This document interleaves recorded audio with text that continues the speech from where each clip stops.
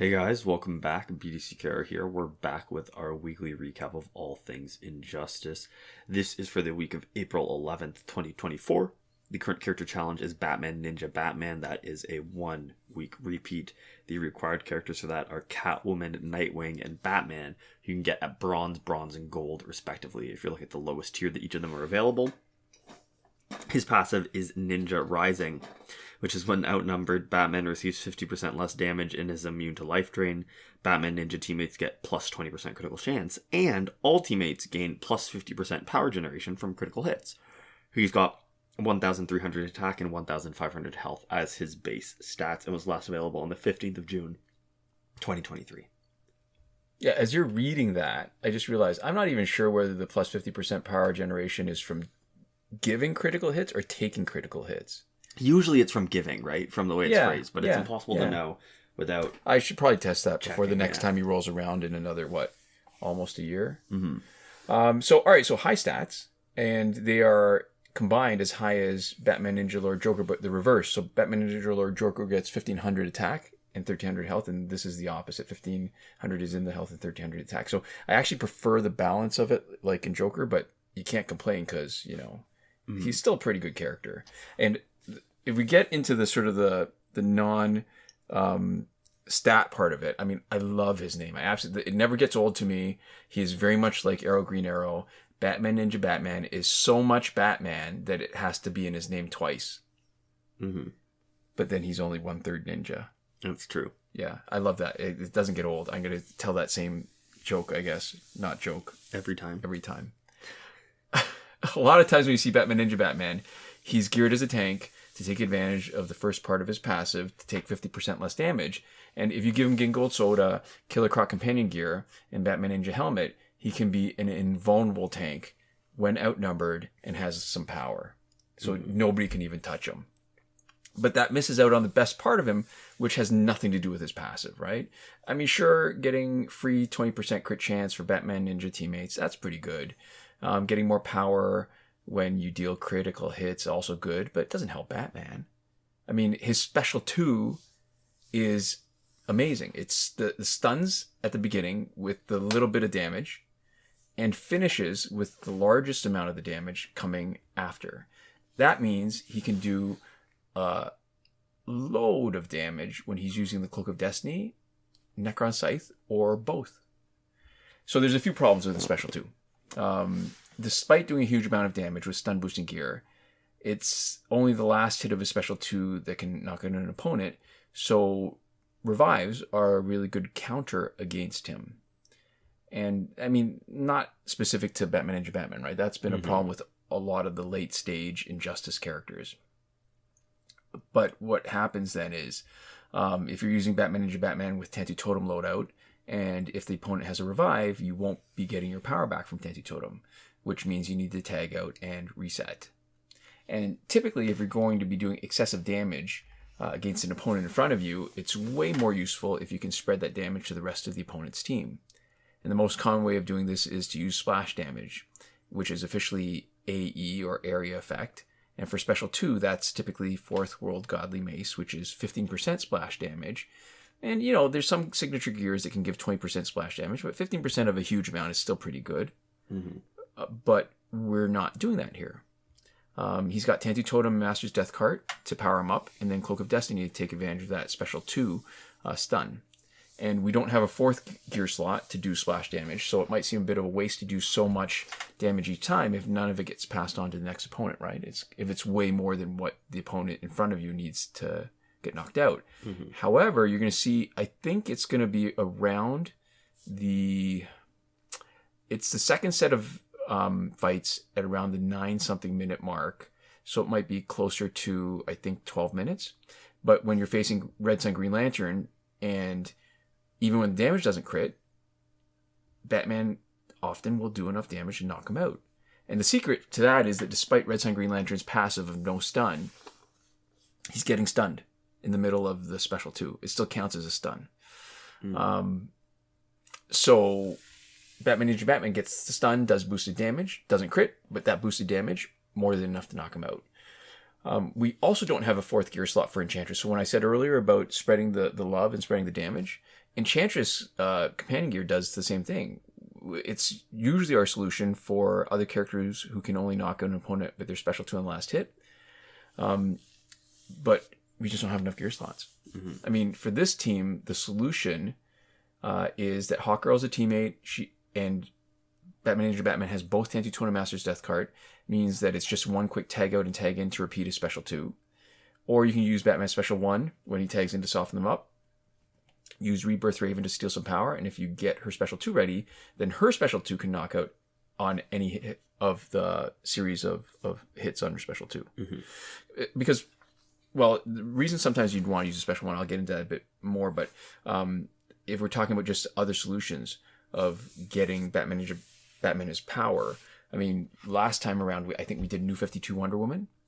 And by her giving him power, it opens up slots for him to have both Cloak and Necron Scythe to double boost the stun damage. Mm-hmm. And in that old fight, you were seeing like 800,000 on his special 2, which is kind of spectacular. Yeah. Especially since he's only, I think, Elite 5.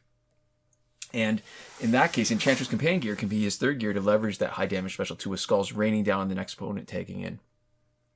Now, splash damage isn't nearly as useful a strategy unless you can do some right at the beginning, because so you need somebody else to give him power, like Batgirl Prime, because if you don't do that, then you're having to build up a little bit and do your special 2 later in order to have the gear slot to do splash damage, and then later, right? The more opponents there are, the more splash damage is useful. Right, splashing against 2 as opposed to splashing against 1 or none if there's only one person in front of you.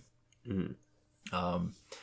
And I really do miss Enchantress Skulls, if only because they were enough to handle an opponent's revive, which sort of, you know what I mean? Like it's always a little give and take. Yeah, you give up something to get something, and a lot of times you can't make out the ideal loadout. And the thing that I was hinting at about a special 2 earlier is that he's got a weird limitation. The first few hits that stun, they're pretty ranged. Like, they can reach out and flick the opponent a bit and stun them. Yeah. The last part that does a huge amount of damage is not ranged. So if you're just enough distance away, you hit them with the beginning of your special 2, but you whiff on the second part. So you miss out on all the damage, but you lose your power and you don't get it back because you did some damage.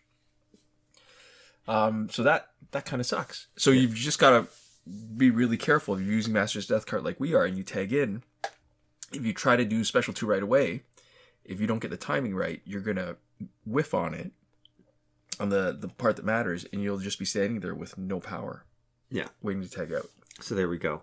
Based off of the reward cycle, which has been going on for years at this point, we expect next week to be Rebirth Raven. Moving on to the multiplayer reward. This week's reward is Nightwing's Ninjato, which becomes the Brandished Ninjato. Its effects when you are maxed out is retarget 90% of enemy AoE damage to the wielder of this item with 50% damage absorbed, a 40% max health increase, a Nightwing specific ability which is reflecting 16% damage, and its last evolved ability which is give 300% of received AoE damage as power. Right. Last available on the 7th of September 2023. We expect next week's multiplayer reward to be Riddler's Staff. I zoned out for a minute. Did you say what the next week's challenge character is going to be? I might have missed it. Next week should be Rebirth Raven. Yeah. All right. Yeah. So I know some people really like this gear, given how often we see it on metal teams, specifically on Batman Ninja Nightwing. You can see it's on the team now. It's on Hawkgirl.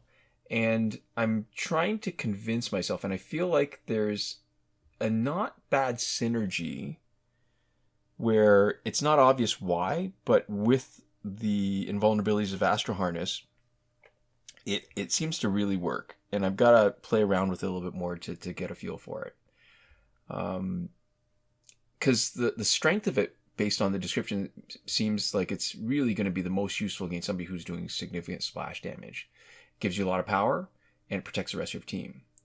So 90% of the splash damage gets pulled onto the character holding Ninjato, and 50% of that gets dissipated, meaning teammates only get hit with 10% of the original splash damage, which is pretty good.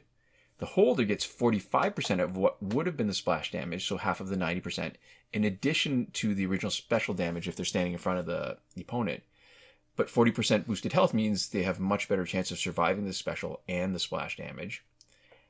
And 300% of received splash becomes power. So, as we discussed previously in the last time we did the recap on Ninjato and in a previous Q&A, the percentage of health lost, right, on the bar, you take that, you triple that, and that's given as the percentage of power. So let's say you lose 33% of health, you get 100% power, right?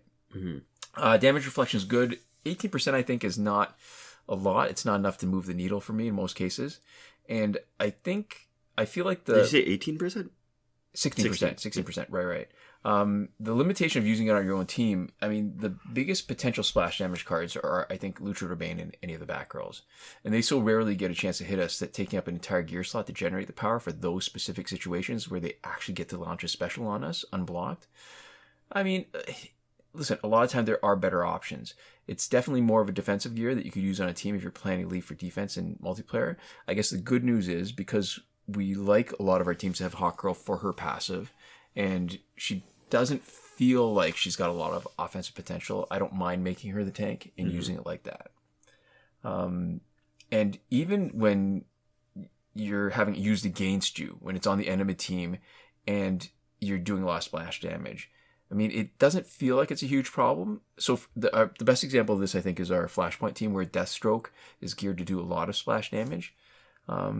So I'd have to really sort of test it out. I've gotten away from doing a lot of splash damage teams, but I just wonder if there really is... Despite a lot of people using it for their defensive teams, it doesn't feel like it's too much of a problem. Mm-hmm. And so I guess the counter is, if you're doing splash damage and you have Tantu Totem and someone is coming in with lots of power because of the Ninjato after their teammate is knocked out, then it becomes a race to do another special with the power you got back before they do a special as soon as they tag in. And you can win the race to do specials. It's harder to win the race if they can do super, though. Mm-hmm. And as you can see from some examples against, say, Killing Joke Joker, where we don't try to knock him out last, and you expect his Joker's teammates to tag him with a lot of power, right? Enchantress Companion Gear does a good job of buying us the time to knock out people tagging in with 3 bars of power without giving them a chance to use it. And listen, if it's a person in front of you with Ninjato, there's some weird stuff. I think we're getting a little bit long. It might be worth going to the previous. What did we say the last time this gear was around? It was the 7th of September. Right, so you might want to go back, but we get in a lot bigger discussion about how the synergy of it is that if the person in front of you has the Ninjato, you do a special, there's moments where you get a huge amount of power back, and so do they. Mm-hmm. And then it becomes another race to get a special done to take care of that person who's in front of you and giving you such a hassle. Yeah, for sure. Yeah. Okay. So moving on to the store, we have the Rebirth Raven Early Access Pack for $12.99 Canadian, all prices in Canadian. Because that's the only currency that matters. It's a corroborating clue to next week's challenge. It doesn't come with credits, and it's, priced accordingly. It's cheaper. Right. And it doesn't unlock a copy in your store. We also have the Rebirth Raven Challenge Pack for 200,000 credits. Gives you a 6.16, not 6.61, 6.16% chance instead of the regular 2.86% chance that you get of getting Rebirth Raven specifically. It's not worth it unless you're selling back basically every other character and you're only looking for Raven, which I think is basically impossible. I don't know why you'd ever be in that situation. Yeah. We also have the Alien Invasion Pack for its second week, as well as the Character Bundle Lantern Elite. That's $24.99 Canadian for Red Lantern Hal Jordan and Yellow Lantern Hal Jordan. Right. What else we got? So, a bunch of packs that have been around for well over a year, some more than a couple of years. Phantom Zone still finished. Last weekend's breakthrough for golds was the Joker, Nightwing, and Darkseid as expected. The coming weekend is probably going to be Zod, Aquaman, and Shazam based on the pattern. Link in the description to a thread in the Injustice Mobile subreddit from Devlin16 that goes over the complete breakthrough cycle. Mm-hmm. And as far as the current glitches go, We will go into more detail every time something significant changes, which did not happen this week. And even if nothing changes, we still go into a bit more detail review of the different glitches once a month, the first week of every month. And most recently, that was a recap from last week, from April 4th. You can also see a video tutorial for every working glitch in our playlist, Current Working Glitches, linked in the description of this video. Yeah, the main thing worth noting here is that the challenge reset glitch has been tested and confirmed on the Batman Ninja Batman challenge, in that the challenge reset and Phantom Zone reset are both the same glitch, so whenever it's around, only reset progress for one if you're willing to reset progress for both. Right. So there we go. To finish up, we'd like to give a huge thank you to our lovely patrons on Patreon. That is Michael Devries, Irvin, Ruiz, Hoshi127, and Nora Klimek on the credited level, as well as 555 supporting us on the gratitude tier. Thank you so much. It is a pleasure to read your names. It's not bothersome at all, because I get to remember that there's a list of 5 people right now who like our stuff enough that they're willing to give us a little bit of money to motivate us to continue making stuff, which is really cool. So Thank you so much for your support, and thanks so much to all of you for watching. We'll see you next time. Komoda.